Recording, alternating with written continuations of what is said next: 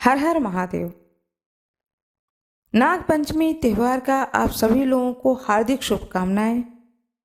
आज मैं आप लोगों को कथा सुनाने जा रही हूँ। नाग पंचमी के संबंध में ऐसी दो बहुप्रचलित कथाएं हैं जिन्हें मैं सुनाने जा रही हूँ। जैसा कि हम सभी लोग जानते हैं, नाग पंचमी का त्यौहार श्रावण शुक्ल पक्ष की पंचमी तिथि को मनाया जाता है और इस दिन नाग देवता की पूजा की जाती है। खास करके तक्षक नाग, वासुकी नाग और भगवान शंकर के शिवलिंग पर जो बने होते हैं नाग, इन नागों को और घर में सांप की आकृति को बना करके उसकी पूजा की जाती है। इस तरह से नाग पंचमी का त्यौहार मनाया जाता है। अब आप लोग कथा सुनिए। एक राजा के 7 पुत्र थे। उन सबके विवाह हो चुके थे। उनमें से 6 पुत्रों के संतान भी हो चुकी थी। सबसे छोटे पुत्र के अब तक कोई संतान नहीं हुई। जिठानियां बांझ कहकर बहुत ताने देती थीं। एक तो संतान का न होने का दुख, उस पर सास, ननद, जिठानी आदि के ताने और उसको और भी दुखी करने लगे। इससे व्याकुल होकर वह बेचारी रोने लगती। उसका पति समझाता कि संतान होना या न होना तो भाग्य के अधीन है, फिर तू क्यों दुखी होती है। यह कहते सुनते सब लोग बांझ बांझ कहकर मेरी नाक में दम किए हैं। पति बोला, दुनिया बकती है तो बकने दे, मैं तो नहीं कहता हूँ। तू मेरी ओर ध्यान दे और दुख को छोड़कर प्रसन्न रह। पति की बात सुनकर उसे कुछ सांत्वना मिलती, फिर भी जब कोई ताने देता तो रोने लगती। इस प्रकार एक दिन नाग पंचमी का त्यौहार आ गया। चौथ की रात को उसे स्वप्न में 5 नाग दिखाई दिए। उनमें से एक ने कहा, अरे पुत्री, कल नाग पंचमी है, तू अगर हमारा पूजन करे तो तुझे पुत्र रत्न की प्राप्ति हो सकती है। यह सुनकर वह उठ बैठी और पति को जगाकर स्वप्न का हाल सुनाया। पति ने कहा, यह कौन सी बड़ी बात है। 5 नाग अगर दिखाई दिए तो 5 की आकृति बनाकर उसका पूजन कर देना। नाग लोग ठंडा भोजन ग्रहण करते हैं, इससे उन्हें कच्चे दूध से प्रसन्न करना। दूसरे दिन उसने ठीक वैसा ही किया।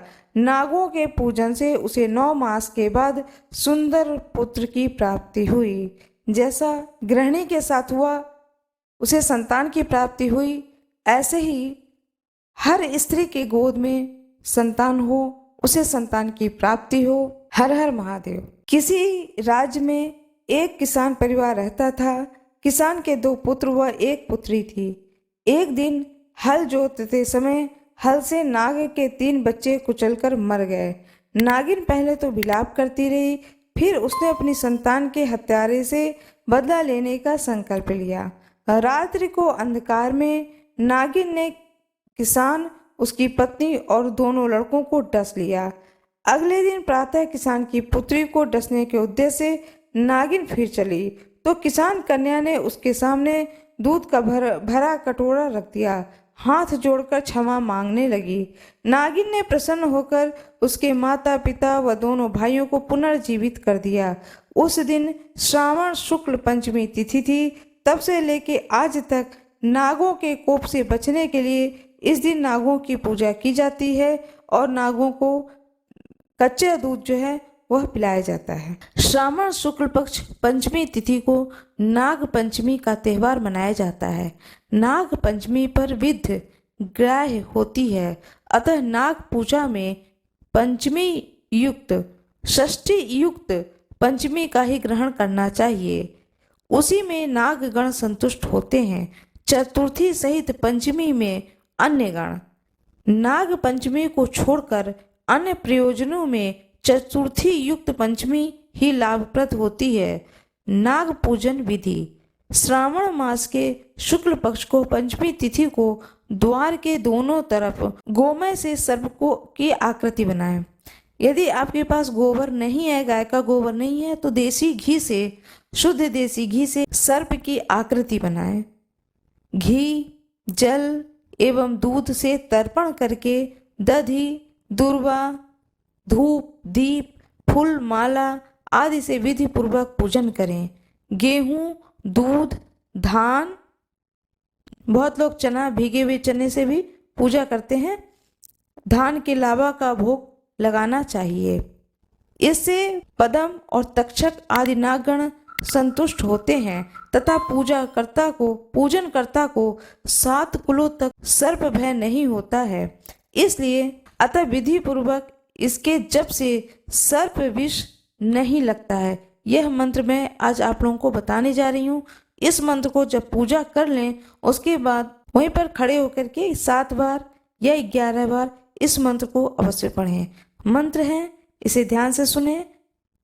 ओम कुम कुलाय हुम फट स्वाहा। ओम कुम कुलाय हुम फट स्वाहा।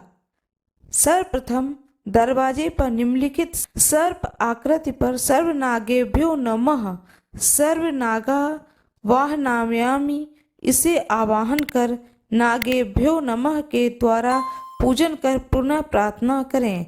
प्रार्थना करने के बाद में प्रार्थना मंत्र है। जब आप अपने पूरी पूजा को कर लें उसके बाद प्रार्थना मंत्र पढ़ें। अनंत वासुकीम शिवम पदम कमलम मेव च तथा कंक्रोटकम नागम नागमत्वस्वरतम तथा धृतराष्ट्रम शंखपालम कालाख्यम तक्षकम तथा पिंगलं च महानागम प्रणमामि मुहुर्मुहुर् अनंतनम वासुके शेषम पदम कमलमेव च तथा कंक्रोटकटम नागम नागमत स्वतरम तथा धृतराष्ट्रम शंखपालम कालाख्यम तक्षकम तथा पिंगलश्च महानागम प्रणमामि मुहुर्मुहुर्। इस तरह से इस मंत्र को पढ़ें और पढ़ने के बाद में क्षमा प्रार्थना करें। बहुत लोग चावल की दाल को भर करके पूड़ी बनाते हैं और खीर पूरी का भोग लगाते हैं नाग देवता को। रात के समय में, ये तो आप सुबह के समय में पूजा करेंगे। दरवाज़ा आप रसोई के दरवाजे पर या दरवाजे के किनारे जो जगह होती है उस जगह पर नाग देवता को बना करके उनकी पूजा करनी है। और पूजा के बाद में शाम के समय में अपने हर कमरे में मेन गेट से लेकर हर कमरे में 5 या 7 जो दीपक होता है, मिट्टी का जो दियाली होता है, उसमें थोड़ा थोड़ा दूध रख करके अपने पूरे घर में रखें। यह कार्य अवश्य करें, लेकिन यह दूध रखने का काम रात को सोने से पहले करना है। बहुत लोग शाम को करते हैं, बहुत लोग सोने से पहले 9-10 बजे के आसपास करते हैं, जिससे कि बच्चे खेलें, कोई भी खेले तो पैर लग करके वह गिरे ना, फैले ना, रख देना चाहिए। और सुबह के समय उन सारे दीपक को, जो दियाली है, उसको उठा लेना चाहिए। उसको फेंका नहीं जाएगा, रख लिया जाता है, साल भर तक रखा जाता है। फिर पिछले साल वाला जो है वह इस साल आप अपना हटा दें और इस साल जो नया है उसे आप फिर साल भर के लिए रख लें, उस दियाली को अपने घर में रख लें। नाग पंचमी है 21 अगस्त 2023, दिन सोमवार। चित्रा नक्षत्र सारा दिन रहेगा। नाग पंचमी व्रत है, नाग पूजन है, नागकूप यात्रा है, तक्षक पूजन है, हनुमान ध्वज आरोहण होगा उस दिन, गुड़िया मेला है उस दिन। गुड़िया के भी पूजा बहुत लोग करते हैं, बहुत लोगों के घरों में छोटी छोटी गुड़िया बनाई जाती हैं।